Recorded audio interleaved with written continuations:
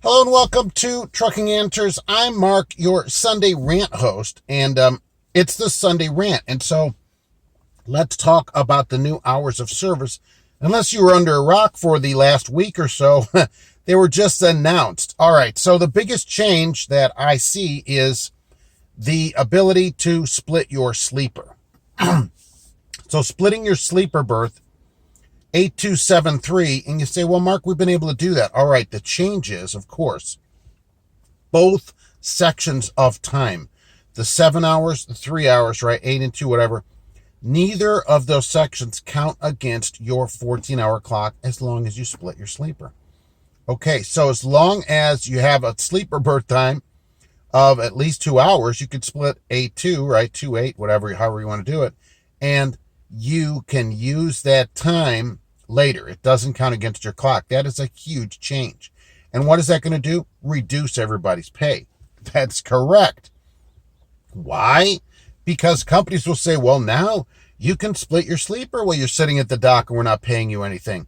You don't have to worry and you can continue to drive. And that is the biggest problem. The benefit, it will benefit some people who split sleeper all the time, and this will help them. But all this does is encourage companies to not pay you. And I don't like it, of course, because you're not going to get paid. But, and companies, look, don't think like, oh, well, Mark is defending companies. No. All right. Any companies that have time for employees that is unpaid, that's horrible. And I think they should close. So let's get that straight. People, employees, okay, not owner operators, employees that are asked to do work by a company or whoever, right? If they're paying them, their time should be paid. All time should be compensated. That's just how it should work. All right, so that's not going to happen here. But the solution to this was not, oh, let's work more hours. No, let's split this so we can work more. That's not your solution to making more money, all right? Your solution on detention is to not work somewhere that doesn't pay you. I don't know how many different ways that can be said to people, because I got some of these letters this week. Well, Mark, they didn't do anything about detention. Yeah, I know. You can do something about detention by not working at a place that doesn't pay you. If you have a company that says after 4 hours, we pay you $12 an hour, okay, why do you still work there if that place has any kind of detention at all? And what companies usually say is, oh, well, we don't have much detention here. There's hardly ever any. Well, then why don't you pay better for it? You know, I have a lot of these rate things from these companies. I have their rate sheets and stuff. They get $75 to $125 an hour from shippers and consignees for detention. And they're giving out $12 after the 5th hour. Some of them give you $12. That's just going to encourage you to split your sleeper so that you can work more. These will, of course, not benefit safety, which none of these rules are really made to benefit safety.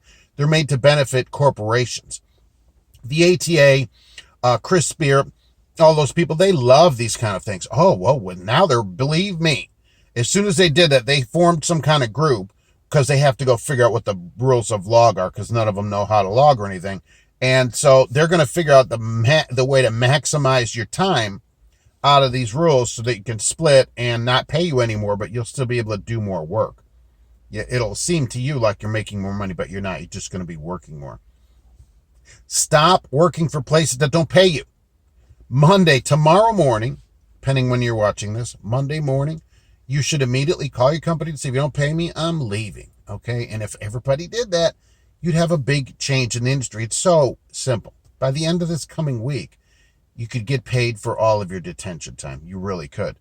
Rather than having some people sit for days and don't make any money. I'm always amazed at that when I get that kind of letter that, oh, Mark, I sat Friday to Monday, they didn't pay me anything. I'm like, oh, well, I wonder why you're still doing that.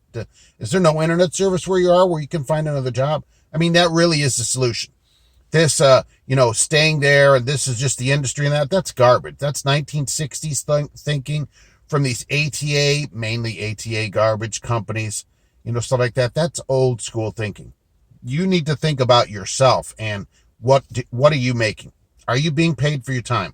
If you're not being compensated for your time, you shouldn't work at a place. That's the only way the industry changes. Don't go down to DC and honk your horn a few times and think like anything is going to happen. That does nothing. That does absolutely nothing.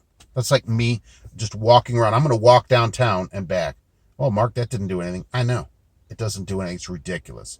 All right, that's the Sunday rant today. Look, you've got to work for yourself. It's just as simple as that. No pay, no work, right? Hit the road. There's other companies. Well, literally over the road. That's pretty good. I thought about that right then. Okay. There's other companies. Remember, go live.